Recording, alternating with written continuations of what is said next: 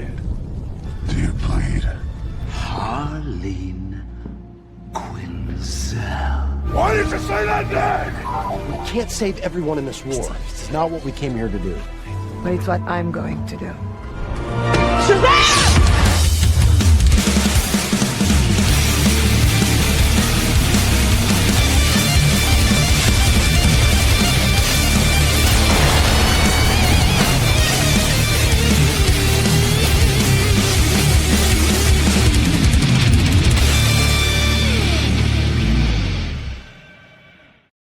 Shazam!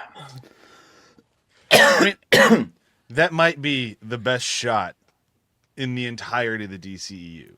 It's pretty good. That It's Shazam very hit, comic. man, Yeah. that's good. Do you think they copied off of Spider-Man Into the Spider-Verse? No, it's a very, very classic Shazam thing. Okay. Like that, It that made is a me very think of- classic frame of him jumping off the building. Like Can you do that's, this again, Brian? it's a better with the sound. Yes. So hi, welcome to Binge Buddies, Hall of Just Us. From your host, as always, Brian Dressel. With me, as always, is Matt Zombie Dog. Oof, this is gonna be tough. I had to. I've heard of that superhero. You know, Yeah. the problem is Wolfman. I had to. I had my whole list of nicknames on ChatGPT, but then when Sam Altman decided to nom on the Big Cheetos Tiny Cheeto, I got rid of it. So now I'm on my Claude. And oh, here it is. Okay, I got it. So Matt Zombie Dog, arm fall off boy, Dykes. Hey, that's from Suicide Squad, the next one we're doing. No, that's the detachable kid. I was gonna say that's not the right one, but it did make me think of. But Nathan Fallon. Yeah, it's very similar, Yeah. but detachable kid I don't think actually is a character and was made up for that, even though arm fall off boy is a character. Rather close. Whatever. We also have Okay. Ryan the Clipper Lutens. I need a haircut, thank you. Yeah, I he only was made thinking nail clippers. He was a character in The Flash from the 80s who was only in 2 issues and then has never been seen again. And we also have Joel, who might show up at some point in this episode. But we'll see. He doesn't get a nickname because he's not here yet. Joel the Invisible Man. I mean, that's kind of perfect. If he had set like his computer to just auto log in, we could just have his empty chair sitting there the whole time. And just every now and then, hey Joel, what do you think? Good point. Yeah, to be fair, knowing Joel though, it wouldn't be the empty chair; it'd be that weird Sonic thing that he's got. Either a weird song thing or just be his dog in the chair, and that would just be adorable. That'd be great. We'd get so many more viewers. We would. We really would. To be fair, welcome to the Wolfcast. Just every now and then, woof. Good point. You get a biscuit. Who gets a little treat? Yeah, no, I'm into that. No, we could do that. We could do that and literally have Joel hiding under the desk talking in, but just have the dog in the chair with a fake mic. Do that thing where you put the hoodie on the dog, and then you have like your human hands, and it's like feeding the dog, like that thing, but just Joel's dog. I'm into this. But we should talk Shazam instead. I really like Shazam. This is one of those movies that I think is a really fun movie. It's a good time. I can watch with my kid, and even though it gets a little scary at times, it's never too scary. This was during that period of time. We talked a little bit about an Aquaman, not too much, of where DC's like, maybe we should try to lean into horror a little bit. A little bit scarier stuff. And they hired, the guy who did Lights Out and Annabelle Creation. He did this. Dan Sandberg? Right? It was a New Line one as well, this, which I didn't realize. Which is odd. It's like, was there some specific thing that New Line owned the rights to the character or something like that? Because it's still because New Line is a Warner's company as well, anyway. So it was a really weird when that New Line cinema logo came out. So I was like, New Line, really? Well, I mean, That's to be fair, odd. I had that same response to Shazam. Really? We're making a Shazam movie? Odd choice. Okay. Gets even So maybe more that's odd. where New Line came in. Odd choice. A little bit less financial risk by splitting between these companies. Maybe I don't know. Who knows? There's probably some weird tax shit going on. Probably, yeah. I didn't see Freddy Krueger pop up, so it's not to do with that. But that would have been funny. That it just pops up and like, hey kids, it's like, oh fuck off. I mean, you do see Annabelle. She's there for a second. Blink and you miss her, but she's there. In Shazam? Yeah, she's in the toy Where? store, isn't she? Could have sworn she was because Sandberg had worked on this, but I could be wrong.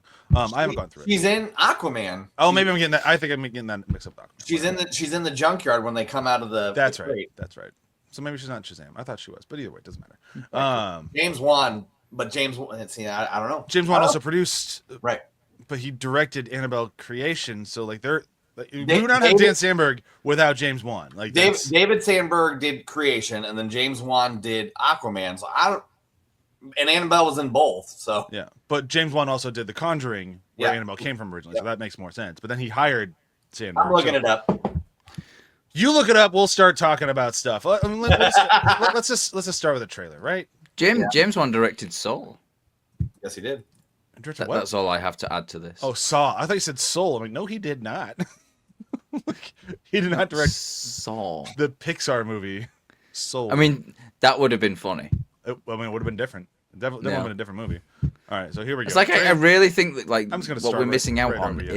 is a Home Alone film that's like Saw. I can take care I mean, I'd watch it. Yeah, that'd You be get a little awesome. bit in Violent Night, the Yeah. Harbor Santa movie. Yeah, You And are Phantasm 100% 3. correct. He is it? She isn't it? He is. This is Billy Batson. Go me. Make sure you make him feel at So home. this trailer did more to make me go like, oh, they get it. Like I didn't read a lot of Shazam, but I read enough to get the sense of humor, and there is a very specific sense of humor to Shazam. Childlike. Childlike, yeah, but it's also like a very What would you pick? like Kirby-esque, like tiger people sort of like awkwardness. And this thing doesn't have tiger people in it, but it does hint at that. Like we do get Mr. Mind at the very last second, who doesn't come up in the sequel, which is fucking bullshit, but you know, whatever. It's also one of those things like this film is more of a coming of age story. Like you've got that sort of coming of age plot that goes through, like, you know, he actually finds his mum, and then, like, you know, finds out that actually the family that he was looking for is the one that he's actually there with, blah blah blah, we're all happy shiny and all that kind of stuff. Oh yeah. And it's quite interesting how they sort of like weave that in to like the superhero story, and it doesn't feel tacked on as well. It just feels like the framework for it. I mean, this movie is like Big plus Annie plus DC Comics. Yeah. Go. Wait, for real? Okay. Oh, and then you have the Marvel joke there of making fun of the name. You're so tiny at this point, but yeah. Okay, yeah. In the toy store. There we go. Right in the beginning, in the pawn shop. Oh, pawn shop. Oh, very Right in the early. beginning, when he runs away. Only person I know that knows anything about this Cape Crusader stuff. Can I?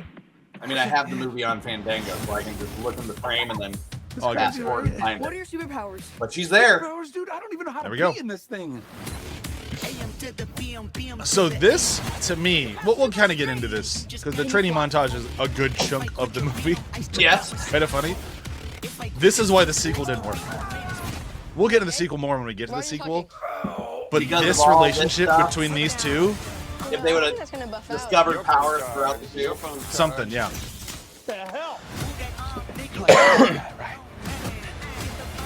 It is a really good sort of like dynamic as well between Billy and And the kid from It. Freddy. Name him. Yeah, Freddy. You have bullet immunity. I'm bulletproof. You're dead. Sorry about your window, but you're welcome for not getting robbed. Oh, hey, what's up? I'm a superhero. It's a quality trailer. Yeah.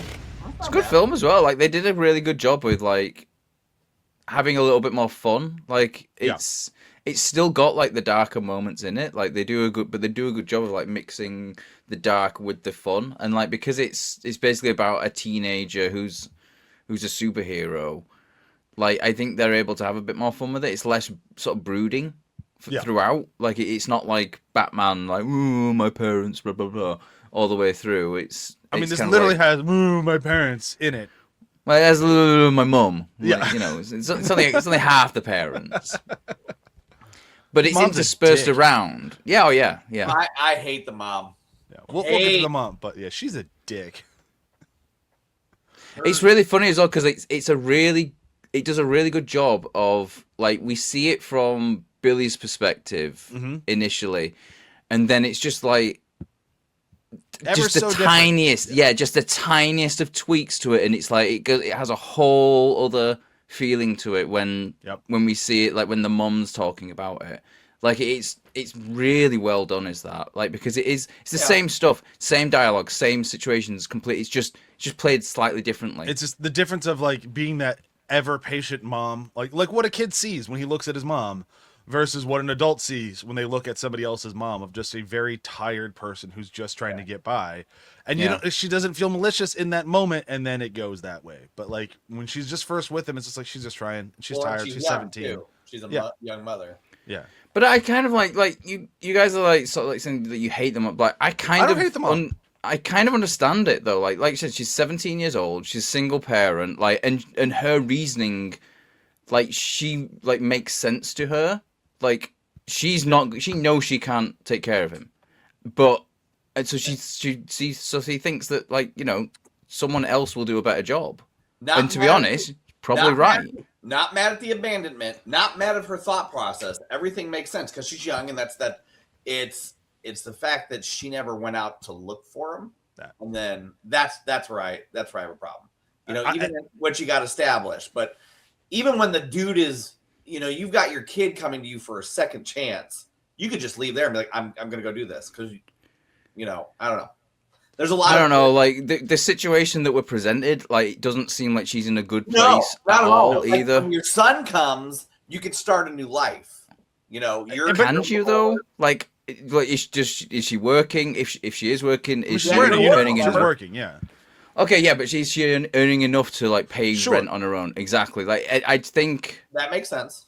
Like I think it's one of those things where it's like, seeing it from both perspectives. Yeah, it's crushing for the kid to like see that the mum, like, quote unquote, doesn't care. But that's what makes the screenplay so good, is because you can sympathize on so many different levels. Yeah, you can understand and not like her at the same time. Like you can go like, I fully get where you're coming from. Doesn't make you less of a shitbag. Like, you still had your son who finally found you, and your response is like, you were fine though, right? Like, go now. Like, granted, we don't know who this guy is behind the door. He could be a complete fucking asshole who could make he sounds like it, to be fair, 10 times worse the second he gets involved. Yes. Yeah. Doesn't mean that, like, he sounds like the actual villain of the film, to be honest, compared to like Mark Strong's character. I love Mark Strong in this. We'll get to that. So good. But yeah, okay. Well, that's the mom. Got her out of the way. We went for it. No, for me, this movie works mostly because it understood the assignment of, like, we're just gonna take big and do big, but as superheroes, and like to the point where they they shine a light on it when in the toy store. The keyboard, the keyboard, yeah. Like I love that. I love that reference because he's like, oh yeah, you're not even hiding the fact that it's big now. Yeah, but even like the way they do it is still fun. Of like having him like hear the ding ding ding ding, and then he turns and sees Mark Strong's like dun dun dun dun dun dun. Yeah. They do a good job with it. But beyond all that, for me, this movie works with the relationship between Zachary Levi's Shazam and Freddy. Their chemistry is so good in this movie; it's insane. And like, I have problems with this movie, mostly centered around Zachary Levi. I don't think he's a great leading man. I don't think he's bad. He's fine. But either way, that relationship still works the whole way through. Like, the only time I kind of have a little bit of thing with it is when they start fighting. It felt very forced. Like, this didn't...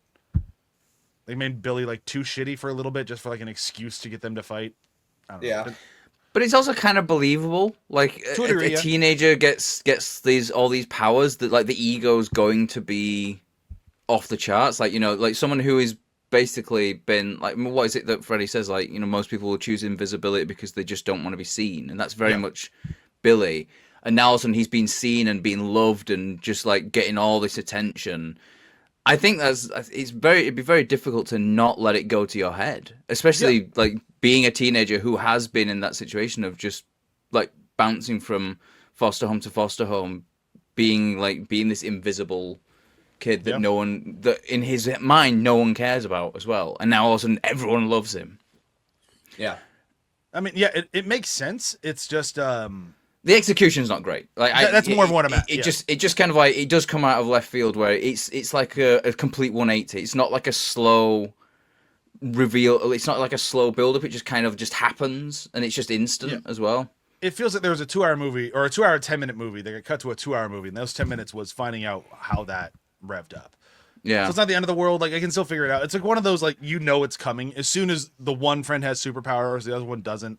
This is a movie inevitability. This argument's going to happen at some point. Especially as well with the one friend who doesn't have the superpowers also having like a disability, like needing the crutch and everything. Yeah. Like the sort of the resentment that's there, and him being so into superheroes as well. It's like the one kid that like deserves the superpowers would be Freddy. Yeah. Which, he eventually gets in. We'll get to that. But the way that like their friendship does form over like these training videos is phenomenal. Like those training videos to me make the movie. Like that's where you're having fun. Like when you get to like the secret fire test. Yes, secret fire test. Yes. That's so good. But just the fact that Freddy is so willing to test all of the limits of Shazam's powers is it's endlessly entertaining. The whole like, wait, we don't know if it's you or the suit. Shoot him in the face. Yeah. What? Shoot me in the face. He's like, yeah, shoot me in the face. Kind of tickles. You're dead. Like, risky move. I know, right? But also like very accommodating robbers. Like, okay, we'll shoot you in the face. Like. I mean, to be fair, if you're a robber and you just shot someone and like the bullets just bounced off them, and they're going to kill you or at least beat the shit out of you, and they're then saying, "Yeah, shoot me in the face. Let's test this out." Like, well, if I shoot him in the face and he dies, I don't get beaten up. Yeah, okay. Yeah, I mean, like, give it a shot. And then I can still rob this store. I killed this guy in his weird PJs, and now give me your money.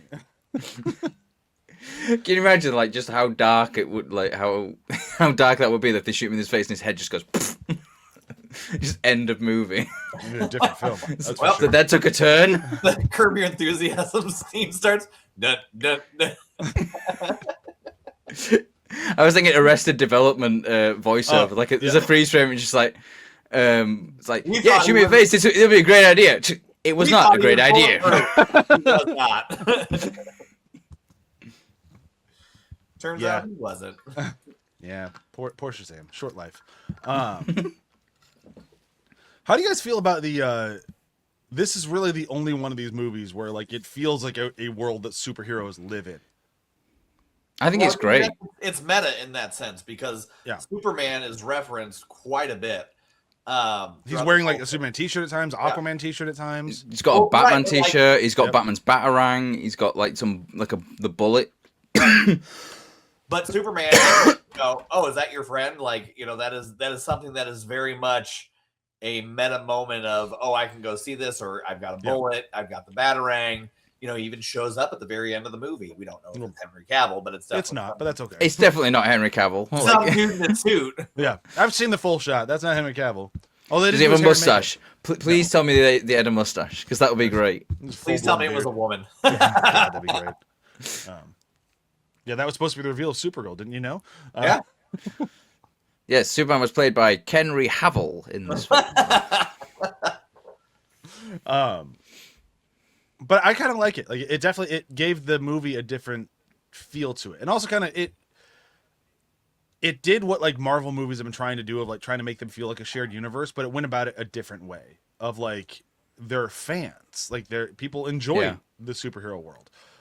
Which, coming out of Suicide Squad, where it felt like very much the opposite of that, or like Aquaman, where it's like, yeah, they're superheroes, but we don't really talk about them too much. Like this just felt like, no, they're here. They're just not here because we're in Philadelphia, and what bad guys in Philadelphia. I think that's what makes it work, is like you put it in Philadelphia, like because the weird thing as well is it's like it is a real city as well. Compared to when you look at Superman and Batman, they take place in fictional cities, right? But then you put it in this real city, like you don't make up another bullshit city name. You're just like, oh no, it's Philadelphia. Yeah. There's the Rocky Steps. Well, we'll even reference that as well. Like, and I think that kind of works as well because you put in it like the idea that like they're superheroes, but they kind of stay in their own little cities. Like Batman never really leaves Gotham. Superman never really leaves Metropolis. So like we just have to deal with like day-to-day life. Yeah. We don't have someone who's going to come and save a cat from a tree or something when the tree's on fire and terrorists are shooting it or something. Whatever. But also, what terrorists are coming to Philadelphia? Like it just doesn't feel like a very dangerous city, which is good. for a movie like Shazam, because it has that sort of like everyday like American city. Like people know Philadelphia, they know it's a major city, but it's not New York, it's not Chicago, it's not LA, it's not this gargantuan thing. So it has that sort of like, it's a city, yes, but doesn't have that reputation that comes along with most major cities. So it's kind of like a genius move of putting it there, because then when we have the big showdown at the end of the movie, it still feels like a big superhero showdown in a major city. It's just also at a carnival. Yeah. Downtown as well, but it works. And it does work as though that they put it in somewhere like Philadelphia, and it's not just like bumfuck Arizona or something like that, where it's just like a small town, because you then can have the big sort of like scene, like the big actions seen through like a major city. It's not just like a tiny town somewhere. Or it's believable with the busyness, especially like, having big public transport that he, inadvertently causes. Yeah, like having a public, the bus, crowded bus that gets shot off a bridge by Shazam. By his lightning. Yeah. And then Way to catches go, it. dude.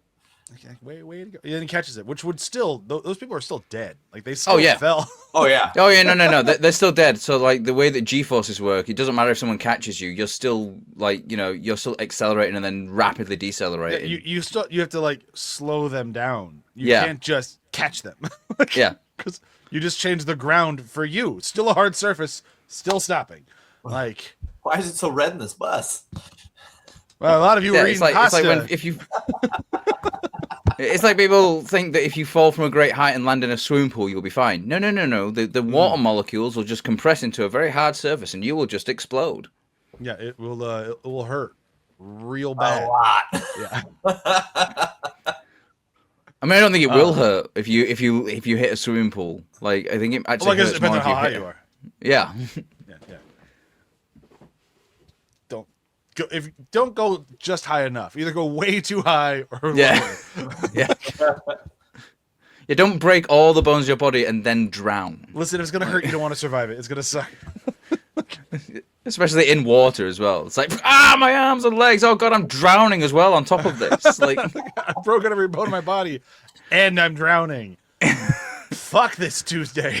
I mean, it's like, the only thing that would make this worse is if I was on fire. Oh god, I'm in petrol, and someone's just set it on fire. I'm burning as well as drowning. Yeah, that would Red cyclone. that's a bad day. Yeah. Bad day in Philadelphia. That's a And real then bad the day. It's Sunny crew walks by. God, that'd be funny. That would be a great cameo though, if there's all superhero shenanigans going on, and the gang just comes out of the pub. God, if the because there's supposed to be 7 and there's only 6. That's like a big thing in Shazam. It's finding that 7th family member. At least in the comic run I read. If the 7th person had Charlie Day, that would have just been Shazam.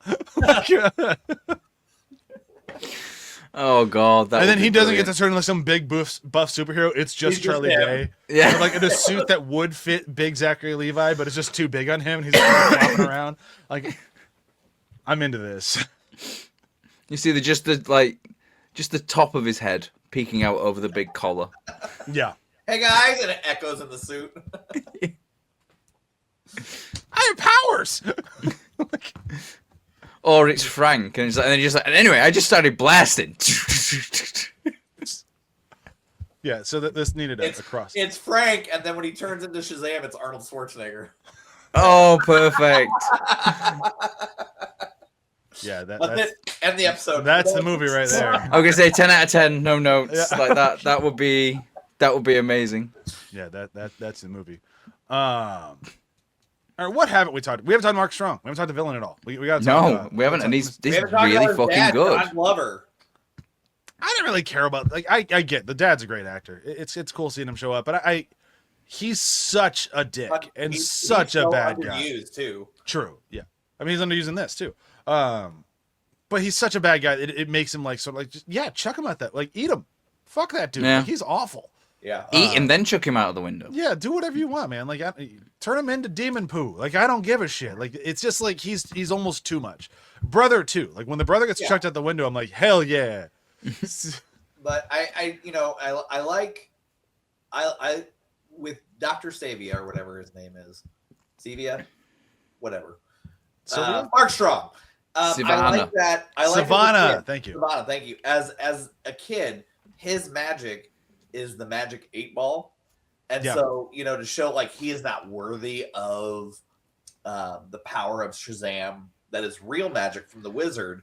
I love that allegory because it's, he's still got his crystal ball, his magic ball, and it's something that he uses throughout the film. Like even when he's killing his dad, outlook not so good. Yeah. So and I think that type of thing is, really interesting to the character development of a villain is because he's not out of that mindset. Like he's still interested in magic, but he can't get past a magic 8 ball. Right. So I think that's really a really interesting perspective. I think Mark Strong is one of the better villains that we have in this series. Yeah. In the DCEU. I do not like the fact that they hinted at Mr. Dr. Mind coming. Mr. Mind, yeah. Mr. Mind and teaming up with him, and it just kind of fell flat on her face. We get Helen Mirren in the next one. The next one's rough. So I think that's really interesting. And then incorporating the fact that you have the 7 deadly sins for the 7 wizards, and then just that boardroom scene where they are just taken out is just really menacing for a PG-13 movie. Like that's really dark. That scene is tough. Like it's. I think it's the bit of the film where that goes the most full blown horror. Yeah, like there's just something very kind of like horror movie about that sequence. Yeah. To the point where they have to make a bit of a joke of it just to sort of lighten it so it's not too dark for a PG-13. Yeah. I mean, like I've watched this movie with my kid. I make him skip that scene. Like that scene's tough. Like that's. Like it's that scene from Dogma with Matt Damon and Ben Affleck where they murder the Well, you didn't say God bless you. Yep. Like, it's that scene. It's just in a PG-13 comic movie. And you can't see it. It's just shadows from the screen and the occasional blood splatter. Which I really did like the design of, there's something truly horrific about the design of how they did the 7 deadly sin as these statue ghouls. Yeah, I mean, you have Gluttony, who's huge. That's so gross, and like the stomach opens up. Yep. You've got. I mean, you really can't tell. You got Anger is the big burly dude, the tough dude. Envy is like the smallest guy there. Mm-hmm. Pride is the guy with wings. What's interesting is they don't really do Lust. They don't tell you Lust. They don't really kind of point out which one. There's just one that doesn't get mentioned. Right, and that's it. Because it's a PG-13 movie, but they can go to a strip club. I get it. Yeah, yeah, but like you don't see what's in the strip club, like, right? You just see the outside of the strip club. You just see the outside of Lust. You don't. Right, right. So, I mean, you just see the Lust from the neck up. Like, this movie, for being so lighthearted, and the script is very the script is probably one of the better ones of this series. Or of the DCEU, because it knows the assignment. It knows that it's a buddy cop movie for superheroes between a man-child and a kid, and they found the perfect actor to fill that role, regardless of your views on Zachary Levi right now. He definitely plays that. Their banter is brilliant, but to have those dark moments, those dark undertones, with this very lighthearted, I mean, it just works, and that's what makes this movie work. No, and my problem with Zachary Levi, it actually comes more in the sequel than this one. I remembered it being in a problem in this one. And then when I rewatched it, it's not as bad. It's still there a little bit where he plays Billy younger than Billy is. Yes. Like Billy plays the teenager like a teen because he is a teenager. He plays he had to grow up. He grew up on the streets. Exactly, but he plays it. I think he's supposed to be 15. He plays a 15-year-old like a 15-year-old. Right. And then Zachary comes in and plays a 15-year-old like a 12-year-old, or like a 10, like just a little bit younger, like a little bit more like childish, which makes sense to a degree. Here's the degree: is because you get this adult body, so you're reverting back to think of all the shit I can do now that I look exactly. older. Yeah, so I get it to a degree. It's less of a problem in this one. It's way more of a problem in the next one, where he plays him like a 10-year-old, just like, look at me, I'm so big. I've only seen that movie one time. Yeah, that one is. I've seen it twice, and I was hoping it'd be better the second time, and it was.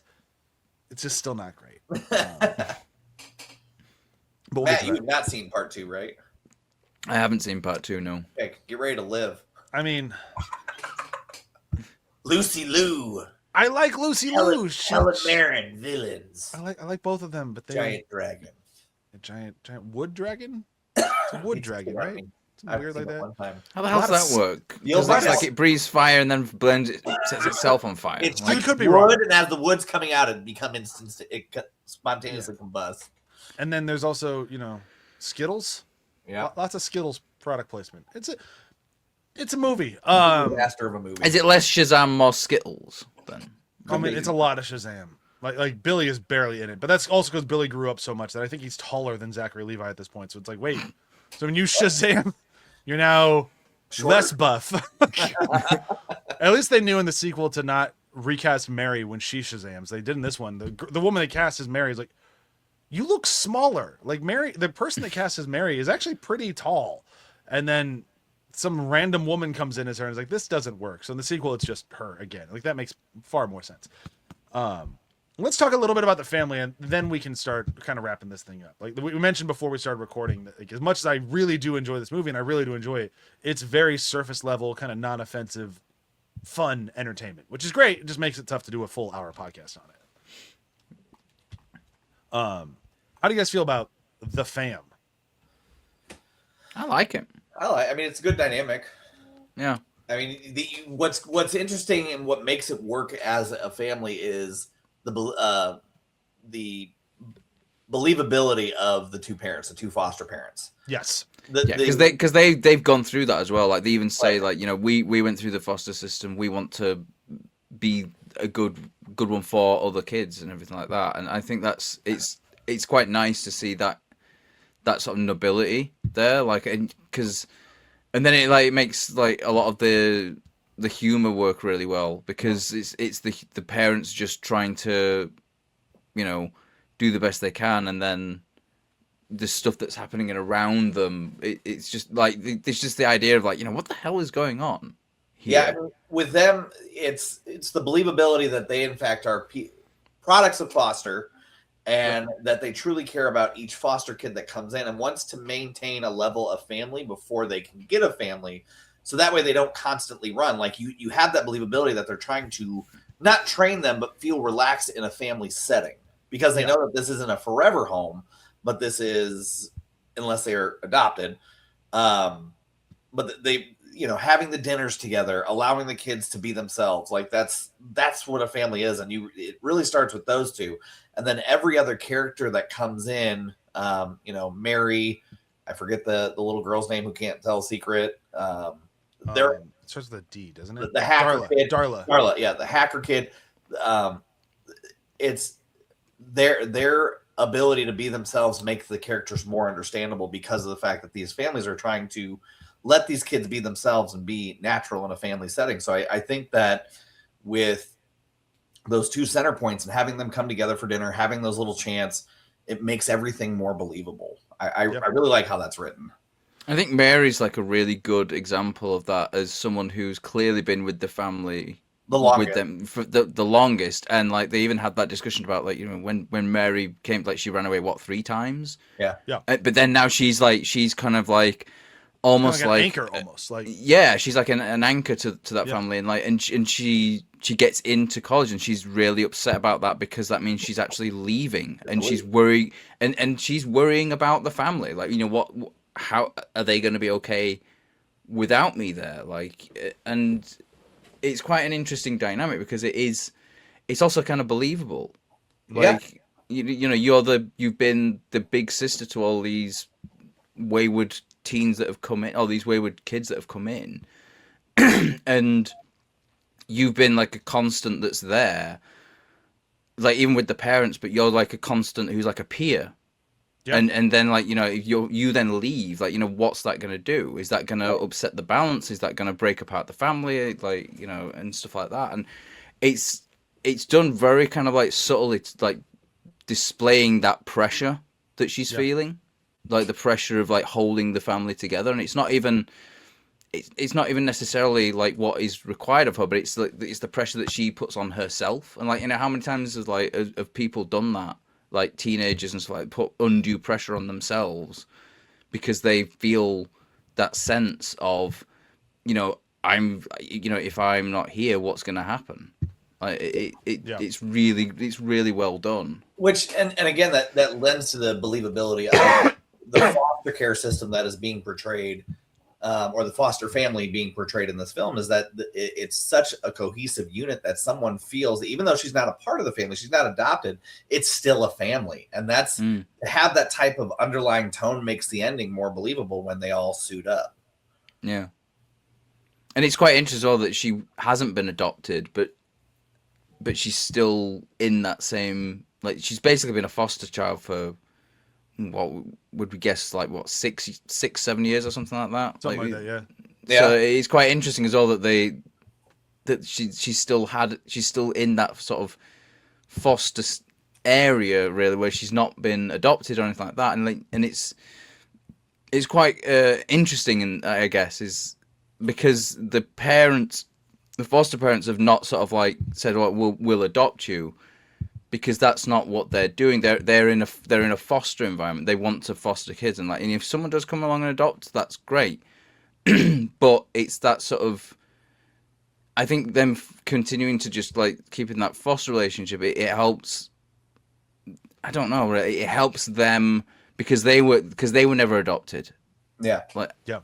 Well, speaking of all this, let's bring another one off the streets. Let's bring him in. Yeah. Hands, lightning with my hands. It's our very own Shazam. All right, now let's wrap this thing up. Thanks for joining, Joel. Sparkle fingers. So Joel, thank you for joining us. I don't have a nickname ready for you. We said earlier the Invisible Man. Yeah. We were really hoping that we could just clue in I and just have shouldn't an have. empty chair. You should have given me a chance to know that was going to be the name, and then I could have just been like to that. Well, we joked about getting just your chair. Yeah, if we could get you to log on before you had to go run your errands and just leave your chair there. It's like, and we got the Invisible Man. Yeah, perfect. There, yeah. Just sit under your desk with the microphone. You could just talk and just move the chair every now and again. Hey, could you bring your dog in with a and then put your hands in it as well and move your hands to make it look like your dog is talking? No, he's drowned. The disembodied voice works. That Maybe was too for funny. you, but You not need for me my to help knees. you come over there and help you get up? The "No, he's grounded" from under the desk was. Whew, that was some good shit. So where we're at, Joel, we were just about to start talking about the family Shazamming, because I got to be honest, I was I didn't see it coming. Like as it started going that way, you kind of start figuring it out. But like when I bought my tickets to Shazam, I did not expect to see the whole family. I know that's a big part of the comics, so like I'm familiar with that enough to know that that's where this eventually goes. I just didn't think they were going to do it in this movie, let alone with like actual celebrities in the roles that did not leak at all. Like we didn't know Adam Brody was in this movie. Yeah, or Like, Megan Good. Megan Good, yeah. Like these are legit people that hid this very well. The way they set it up, it makes it seem like they're just going to do the kind of like all the kids helping out, but actually being chased by the Seven Sins. Yeah. And then Shazam coming in and wrapping it all up and saving the day. I did not expect it. I did not. And it's like, it's a little hokey, but it works. But the it whole works. movie's a little hokey, but that you just described the whole movie. It's a little hokey, but it works. Yes. It's fun. You're sitting there and you're watching. You're like, well, you got 7 deadly sins in him, plus your supervillain. He's got to get some type of. Oh, I see what they did there. Yeah. I'm not a huge fan of the sequence of dragging Envy out. You have to do it. It's one of Zacky's. Oops. Zachary Levi's like weakest moments, I think. Like it just doesn't, like him trying to like annoy it out of him. Just it didn't work for me. Trying to load it. Yeah. Yeah. If you ever meet Zachary Levi, you must call him Zacky's now. Hi, Zachy. No, it's one of those little like it's trying to be clever, but it's also just not executed very well. Because it's like, yeah, okay, they set it up saying that it is the sins keeping him being immortal, and that you have to pull it out of him. And there's the nice little like I'm being dropped from the side of the building thing because I had the demon yeeted from me. Yeah. Near the end there, but it's fine. For a movie that honestly the action is really secondary to all the humor and comedy and stuff. It's fine. It's a blemish in a more broadly. I'm having a fun time. This is the one movie in the DCU that Kelly watched with me. Oh wow! And she was like, "Yeah, this was fun." And she went, "Oh God, is this Marvel?" As the DC logo comes up, oh God, is this Marvel? No. Clearly no. But you know, it reminds me of. I seem to remember a lot of DCU is so brooding and dark and takes itself so seriously, and then we did like this and Suicide Squad and Aquaman, and next week's movie. And it's like, where were you? What series were you watching? I mean, that's clearly like somebody who's straight laced. Yeah, that's someone who's basically watched Man of Steel and gone, "Oh, Superman's all broody. The whole series is really broody." It's like, well, no, it isn't. You could do Man of Steel, and obviously BVS is very, very broody. Yeah, but like I love still BVS, but very, very broody. Sure. Yeah. But it does start to, like, BVS does start to bring the hopefulness of Superman It does. in. And it's not like Superman isn't as brooding in that one. I don't think. I think he starts off with, but like towards the end, But like then we have Batman to bring in all of the. Oh yeah. Well, Batman's always going to be a Debbie Downer in any situation. Like, you know, he's just sitting there going, "Oh, my parents are dead."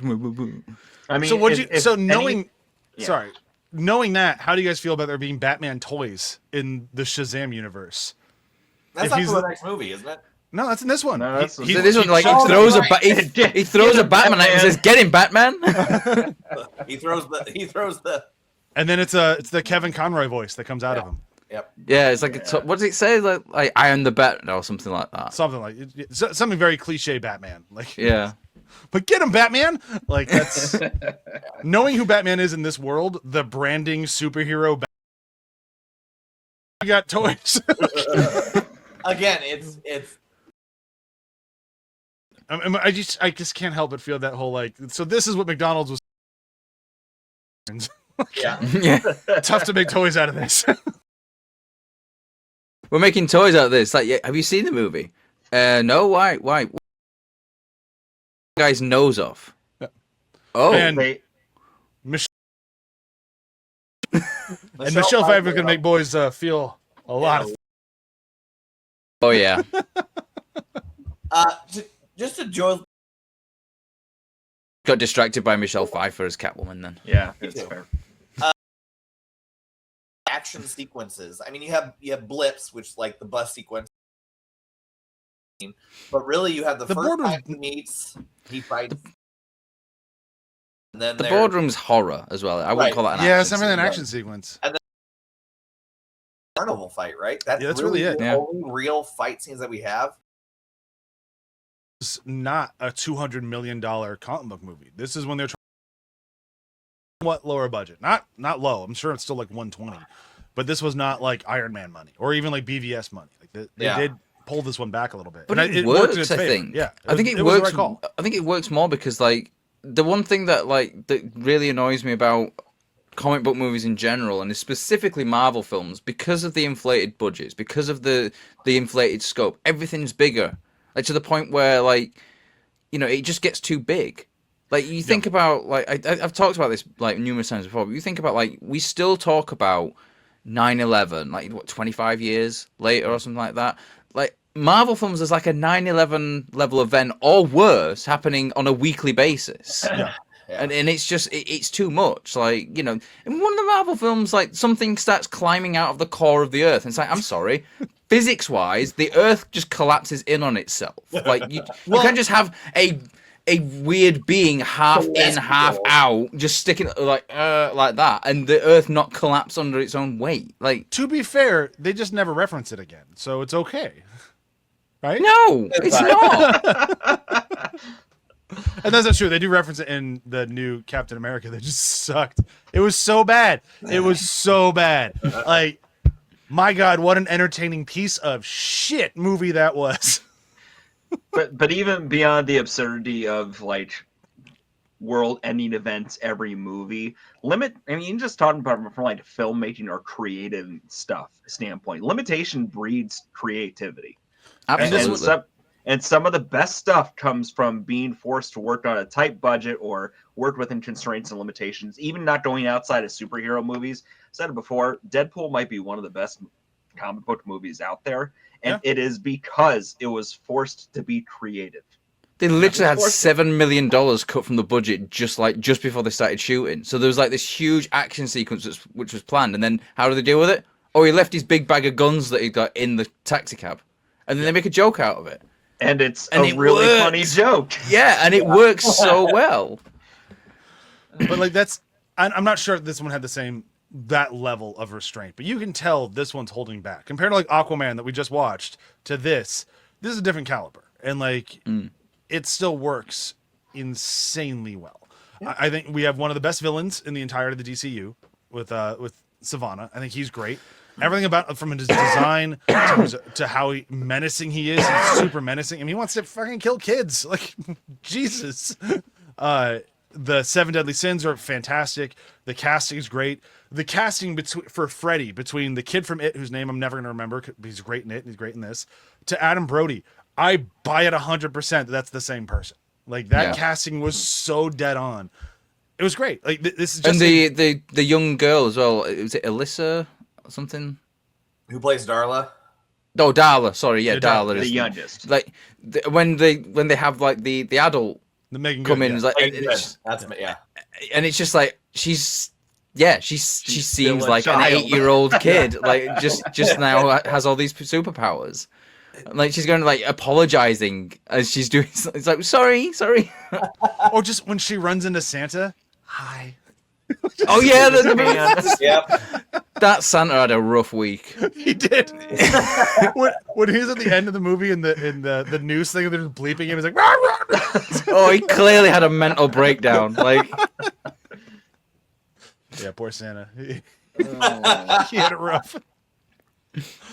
All right, I think we've covered about as much of this as we can. There's one bit that we haven't covered, and and it's just because it is so funny and it's so like poking fun at comic book movies. Oh, you're talking about the Sky Talk.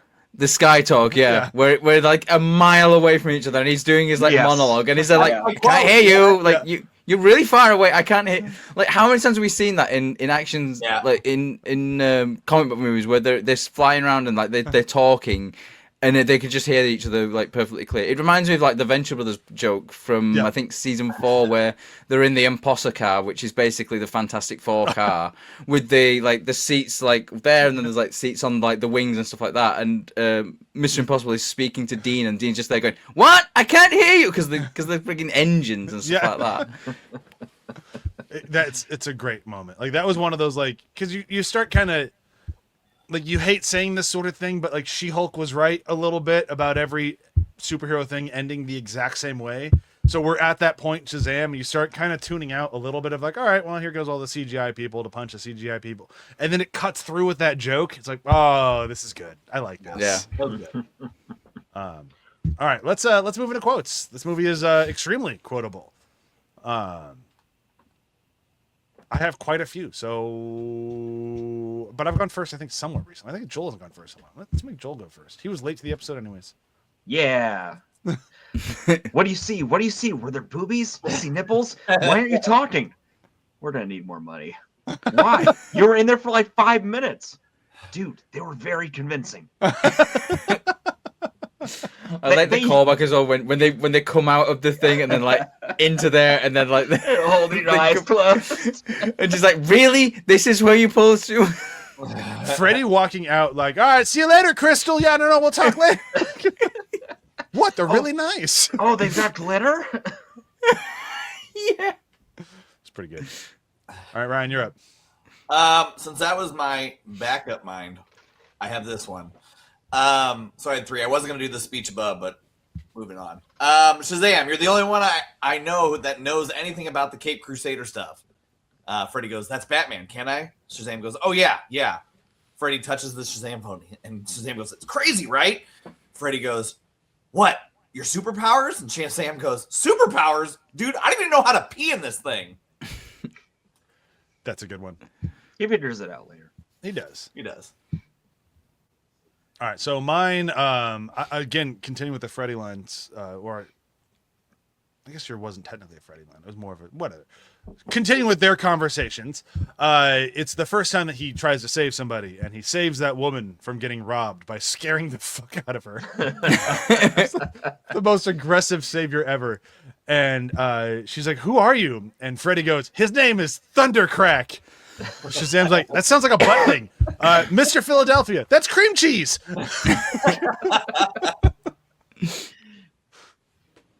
Their constant searching for his name was pretty fantastic. And then, of course, they end up on a name that he can't say without turning off his superheroes. Superheroes I find hilarious, but comic book lore or logic. All right, go ahead, Matt. Enough games, boy. You think a pack of children can... Wait, what? You will beg for mercy as I feed on your heart. Slow. Are you making some big evil guy speech right now or something? You're like a mile away from me right now. There's cars and trucks. I have the world eaten out of the palm of my hand. All I see is the mouth movement. I don't hear any. Only I had the power to unleash. Whatever. Screw it. I'm glad I didn't take it. Coming from Matt, better. Yeah. This is. I think what makes it work so well is just the sort of. The delivery that Mark Strong gives it is just like that absolute sincerity. It's like you know, when you look at like Airplane and Naked Gun and those kind of films where like the sincerity that like the lines are delivered just makes it like 10 times as funny. And it's just like the cutting back and he's really going for it. And it just what I love about it as well is like you look at that and it's like clearly they scripted an entire speech and they just basically through editing have just like found bits to just like cut in and out of. Back to, yeah.